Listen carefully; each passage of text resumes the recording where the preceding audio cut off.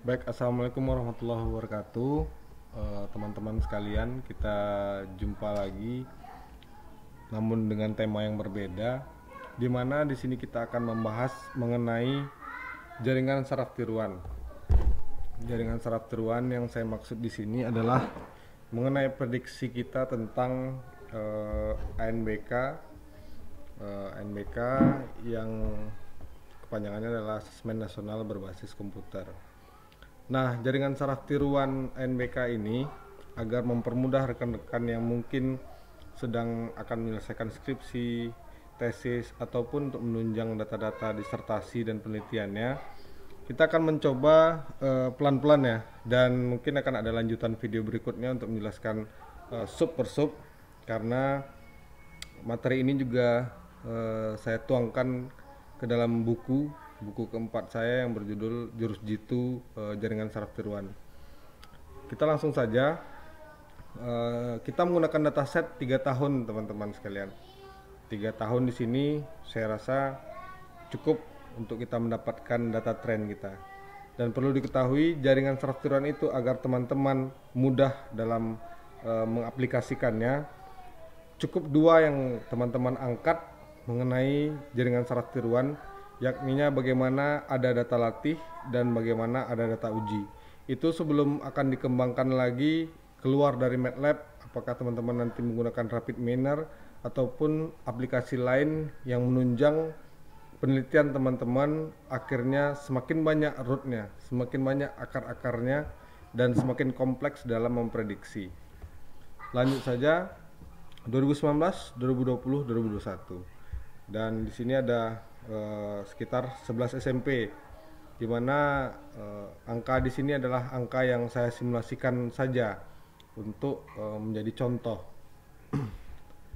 Nah, di sini kita juga mendapatkan bahwa untuk 11 SMP ini ada 4 SMP yang dikuningin tadi, ya ini dia, ada 4 SMP yang telah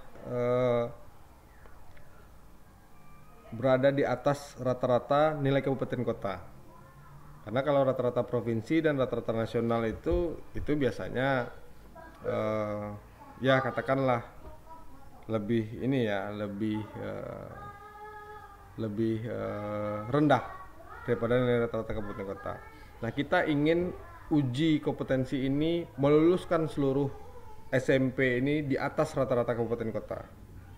Dan setelah prediksi tentu nanti akan ada kesimpulan-kesimpulan lanjutannya. Nah, di sini kita lihat di atas ya. Nah, ini sesuai dengan yang kita uji, gitu kan. Yang di atas 3 nilai ini menjadi nilai data uji kita, ya kan.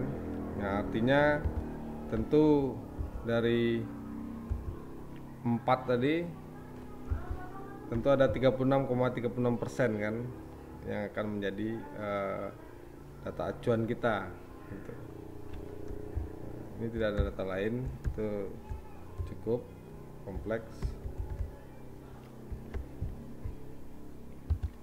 Nah, ini yang akan kita latih di awal, dimana ketika membuat tabelnya teman-teman perhatikan.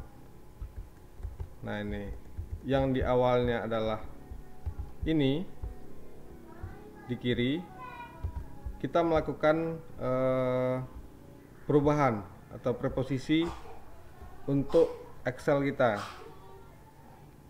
Nah, dan semakin panjang rank datanya itu semakin bagus.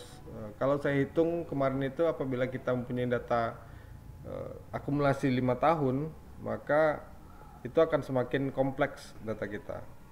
Nah, ini data latih kita, ya kan, data latih kita. Data latih ini mengedepankan data latih terhadap nilai yang ada dengan data latih mirroringnya, berarti sama gitu. Namun di source MATLAB-nya itu sudah kita buat sekitar tren parameternya itu dengan epoch 1200 yang saya temukan. karena kita harus menemukan berapa error yang timbul dan sangat kecil ya untuk mendekati kemampuan data latih kita. Begitu juga dengan goalnya dan parameternya. Itu learning rate-nya itu saya memberikan 0,2. Nah, ini kita sudah ada data latihnya. Ini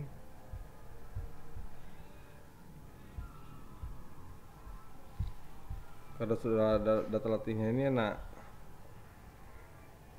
Nah, ini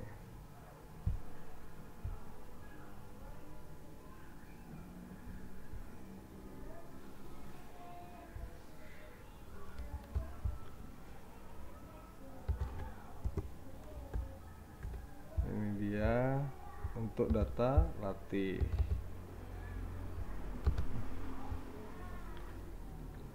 Nah, ini data latihnya. Kalau sudah ada data latih dan target latih itu enak teman-teman. Kita tinggal ngujinya aja lagi. Data latih.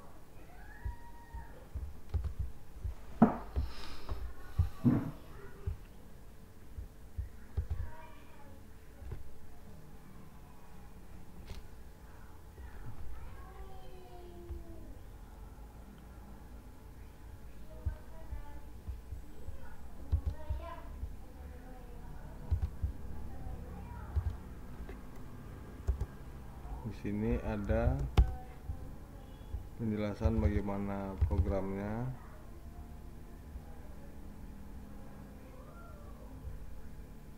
Lampiran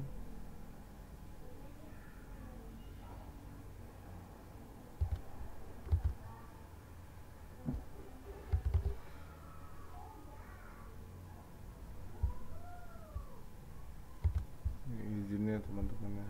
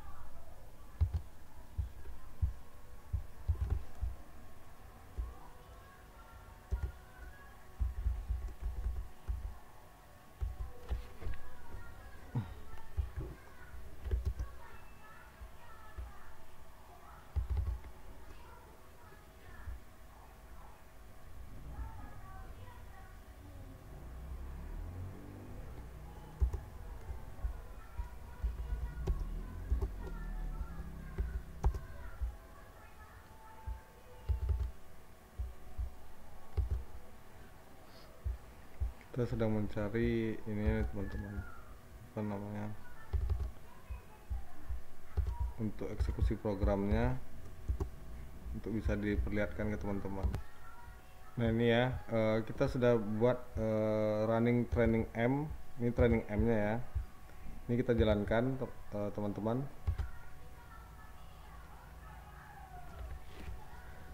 Nah, itu kan mencari sampai mana goal yang ada untuk 0,01. Nah, itu trennya itu ditemukan tuh.